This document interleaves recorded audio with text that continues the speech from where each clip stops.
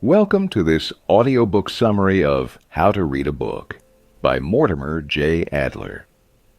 In today's fast-paced world, it's a matter of great sadness that reading, a skill with immense potential to transform lives, is often given very little importance. Most people view reading as something they're forced to do at school or work, but reading is an art that deserves much more attention and appreciation. It's not just about skimming through words on a page. Reading can significantly change your life if done properly. Have you ever wondered why some people seem to gain so much more from their reading than others? The secret lies in the techniques and levels of reading, which many of us never get to learn. If you feel that your reading skills are stuck at a basic level and you want to improve, you're in the right place. This summary is designed to teach you how to understand and engage with what you're reading more effectively. Mortimer J. Adler wrote this book to help people upgrade their reading skills because the reality is that most people never progress beyond a level appropriate for a sixth grader. They can read, but there's a lot of room for improvement. And the problem is, they don't know how to improve. In this summary, you will discover the 4 levels of reading: elementary, inspectional, analytical, and syntopical. By practicing these levels, you can transform into a much better reader. You will also learn how to become a demanding reader, which is crucial for extracting the maximum benefit from any book, be it fiction or nonfiction. Whether you read for pleasure or for learning, Adler's insights will show you how every book can be a source of deep understanding and growth. Stay with us till the end and unlock the secrets to turning every book you read into a powerful tool for personal development. Let's dive in and transform your reading experience with How to Read a Book by Mortimer J. Adler. The activity and art of reading. The art of reading is diminishing day by day. People no longer give it much importance as they prefer watching things on the radio, TV, or the internet. However, using modern media might not be the right way to understand the world. Knowing something is quite different from understanding it. It is easy for you to know about something. You might know a lot about the world, but knowing means remembering information that you have read or heard. However, sometimes too much knowledge can be harmful. It might prevent you from understanding something thoroughly. This is where active reading comes in. Active reading requires effort. Your mind must be engaged in the activity. It is not like regular reading, where you simply absorb a message. It is like catching a ball. Imagine a baseball game. The writer is like a pitcher, the person who throws the ball. They are sending a message to the reader and initiating the communication process. The catcher is the person who catches the ball. They don't just stand there. They need to watch, run, and put in effort to catch the ball. The same applies to a reader. To understand the message being sent, the reader must put in effort. Ultimately, your real goal is to understand what the author is conveying correctly. What the author wants to tell you is for your own benefit, and this is the advantage of being a reader. You must understand that reading is an excellent way to learn. Gathering as much information as possible is part of learning. Understanding something you couldn't understand before is also called learning. But learning is of 2 types: being informed and being enlightened. When you read something, you either get information, which means you are informed, or you start understanding something deeply, which is called being enlightened. This is similar to the difference between knowing and understanding. Being informed means knowing about something. For example, someone might tell you that it is sunny outside today. On the other hand, being enlightened is a bit more complex. It involves understanding why something is happening. You get to know how one thing is connected to another. For instance, you can learn why it is sunny. To understand this, you might start understanding things like geology and chemistry. You can compare different types of fabrics. Being enlightened is a higher level of being informed. When you say you feel enlightened after reading something, it means you not only know what the author has written, but you also understand well what the author is trying to convey and when. Reading many books is not a difficult task, but reading a lot of books does not mean you have learned or understood anything from them. This is the difference between well-read people and widely read people. Your goal should be to become a well-read person. If you know how you learn, it is not a difficult task to achieve. Learning is of two types, instruction and discovery. You might have experienced both in your student life. Instruction is when we learn from another person, like when you sit in class and listen to your teacher. You learn from what your teacher says and writes. But this is not the only way to understand things. You can also learn through discovery. Discovery is when you learn something by researching or thinking about it yourself. In this type of learning, you do not take help or guidance from another person. The levels of reading. As a reader, your goal is to decide what you are going to read. For example, if your goal is to understand physics, you will read a physics book.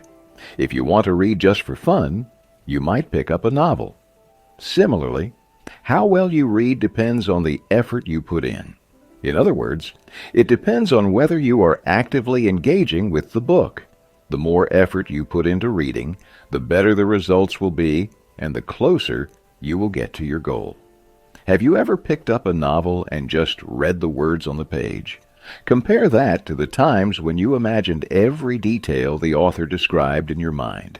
These two experiences are quite different, and the difference lies in the amount of effort you put into reading. How can you tell if you are reading well? How can you know how much effort you are putting into reading a book? This is where the 4 levels of reading come into play, ranked by difficulty. They are not categorized, but are called levels for a reason. 1. Elementary reading. The first level is elementary reading. This is the level at which you are learning to read. You learn how to combine words to form sentences. Elementary reading is the level that primary school children are at. For example, your teacher might write some words on a page and you try to read them by combining different sounds. If the words on the paper are, "The cat sat on the hat," you read them out loud. At this level, you are not yet imagining a cat sitting on a hat. You are not trying to understand why this is happening. You are simply trying to read the words in front of you. The question you are trying to answer at this level is, what does this sentence say? You can think of elementary reading as if you are learning a new language. Just like a child, you are learning to speak new words in a different language because you have not yet reached the level where you can understand their meaning. 2. Inspectional reading. The second level is inspectional reading. Inspectional reading is unique because it depends on time. For example, you might be given a reading assignment in class to read The Adventures of Huckleberry Finn within a month. Your goal is to understand as much as you can within that month. Inspectional reading is also known as pre-reading or skimming. Imagine you are at a bookstall and the book you are considering buying is a bit expensive, but its title has excited you. You want to know as much as possible about it before buying and reading it entirely to decide if it is worth the money. In inspectional reading, your goal is to know as much as you can about a book on a surface level. The question you are trying to answer here is, what is this book about? To do this, you need to understand its parts and structure. 3. Analytical reading. The third level is analytical reading. This is more complex than inspectional reading. By this point, you have become a good reader. You can think of it as inspectional reading without any time constraints. You can take as much time as you need to learn or understand something from a book. You can thoroughly read and understand everything written in the book. When reading at this level, you ask yourself many questions about what you are reading. This is because your goal at this level is to understand as much as possible. Analytical reading means that you are always actively reading, always paying attention, and constantly engaging with the book. You do not use this level when reading for fun or just to gather information. This level is most effective when you want to read a topic or lesson in depth. 4. Syntopical reading. The fourth level is syntopical reading, the most challenging level. Syntopical reading means seeing everything clearly and understanding one thing well and how it is connected to another. When you read at this level, you compare the book you are reading with other similar books. For example, imagine you're trying to learn more about cats. In syntopical reading, you do not think you need to read just one book about cats. Instead, you try to read different books. You learn about various breeds and species of cats. You might also read about the history of domestic cats and then compare them to wild cats. Here, your real goal is to think openly about any topic and learn as much as possible. This is what makes syntopical reading more complex than the other levels. It requires a lot of time and effort, and it is a highly active form of reading. How to be a demanding reader. Do you use reading as a technique to fall asleep at night? If the answer is yes, then you are not practicing active reading. When you read, your goal should be to learn something new, which means giving your full attention to the book. If you are actively reading a book, you will never feel sleepy while reading it. Author Adler divides reading into two types: profit reading and pleasure reading. Profit reading is when you actively read a book to gain some information from it. So how can you tell if you are actively reading a book? The answer is quite simple. You can determine this by asking yourself questions while reading. These questions should be ones that the book does not directly answer, but ones you need to answer yourself as you read. How should you ask yourself questions to gain something from a book? You can start with these 4 questions. 1. What is the book about? Books are structured in a certain way. Try to figure out the central theme or main idea of the book and how the author presents this theme throughout the book. 2. What is being detailed and explained in the book, and how is it being explained? Try to understand what the author is trying to convey. Understand the reasons the author gives to explain something and what the book's core message is. 3.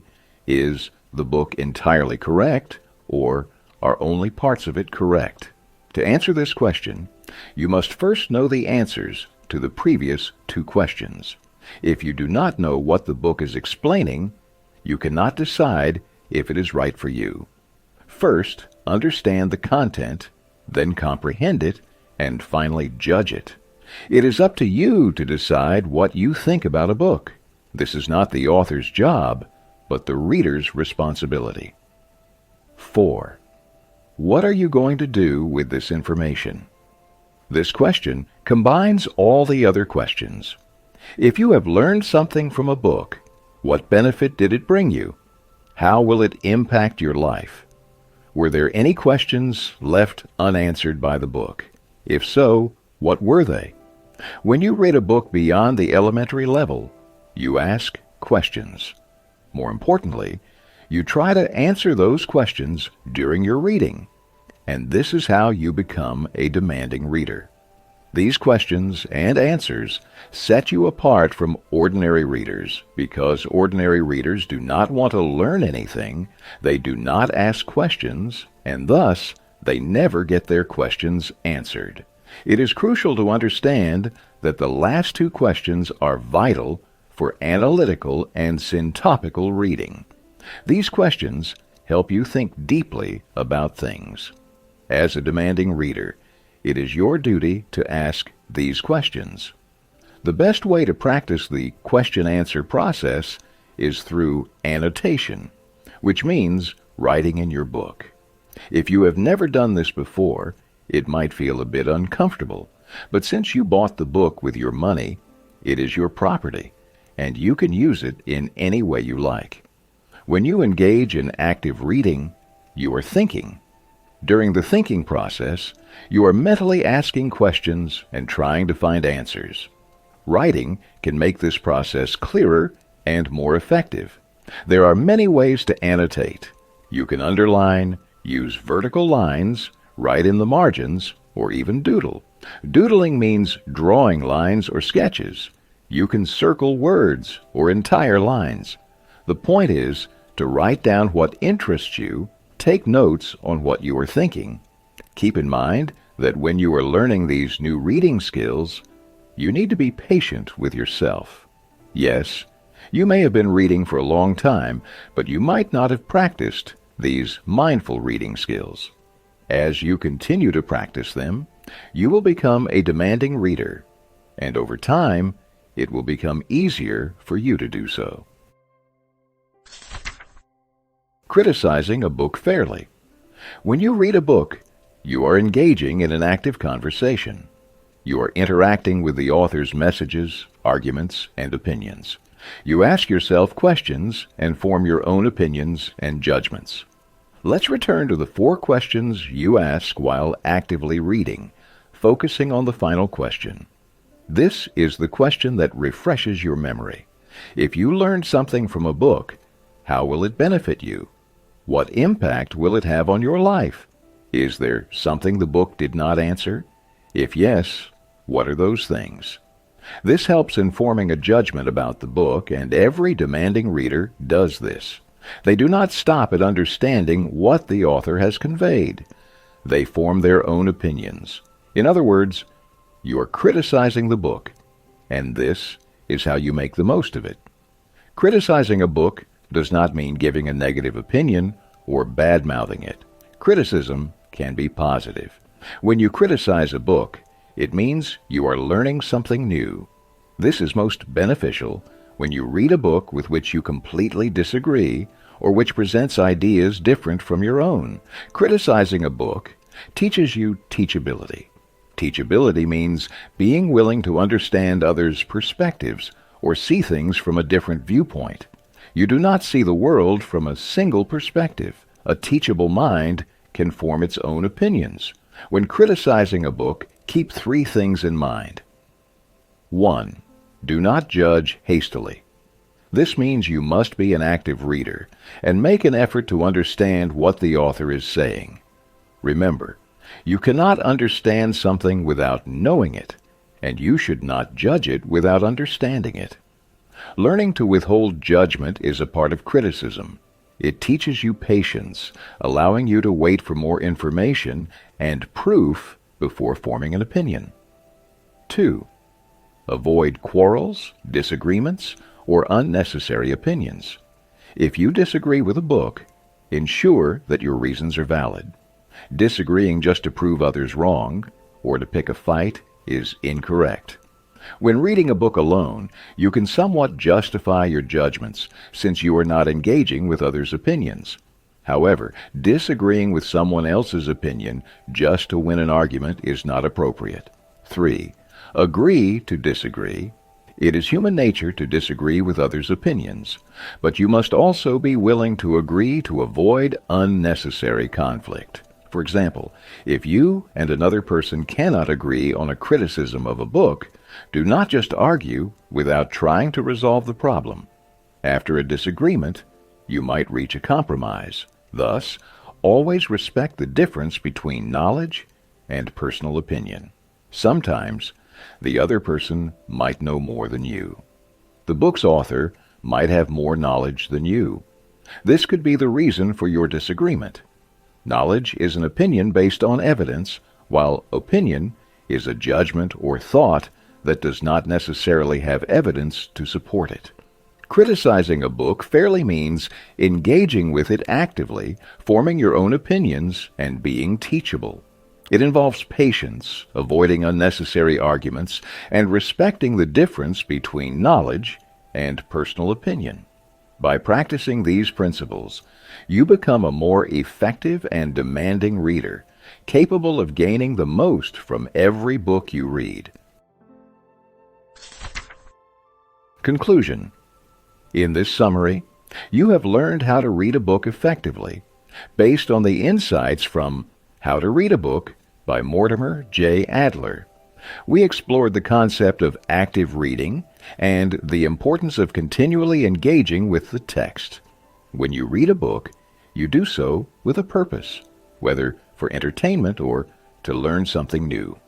Regardless of your goal, you read to gain new knowledge or insights. First, we discussed the 4 levels of reading: elementary, inspectional, analytical, and syntopical. Elementary reading involves understanding the basic meaning of sentences. At this level, you are merely connecting words together. Inspectional reading is about trying to grasp the book's main ideas within a limited time frame. Analytical reading allows you to deeply understand a book without time constraints, enabling you to learn as much as you want. Syntopical reading is the most complex, involving both understanding and comparing the book with others, thereby strengthening your overall comprehension. Next, we explored how to become a demanding reader. There are many benefits to being a demanding reader. You learned how to actively engage with a book by asking yourself questions, and during the reading process, you seek answers to these questions. This method helps you think more deeply about what the author is conveying. You also learned that taking notes and writing can enhance your thinking process. Finally, we discussed how to criticize a book fairly. As a demanding reader, you should know how to critique a book effectively. Your goal should not only be to understand the content, but also to form your own opinions and judgments about the book. Understanding how the book benefits you is crucial. Criticizing a book requires patience, refraining from immediate judgment, and respecting others' differing opinions. It may be challenging to remember all these points while practicing these techniques. It may also feel awkward if it takes longer to practice them. However, persistence is key because practice leads to perfection. The more you practice active reading, the better you will become. Over time, you will be able to understand more from a book, enjoy it better, and learn more. When faced with challenges in life, you will have the knowledge and understanding to handle them effectively. You will be fully prepared. Thank you for listening to this audiobook summary of How to Read a Book by Mortimer J. Adler. We hope you found it insightful and that it will help you become a more effective and demanding reader.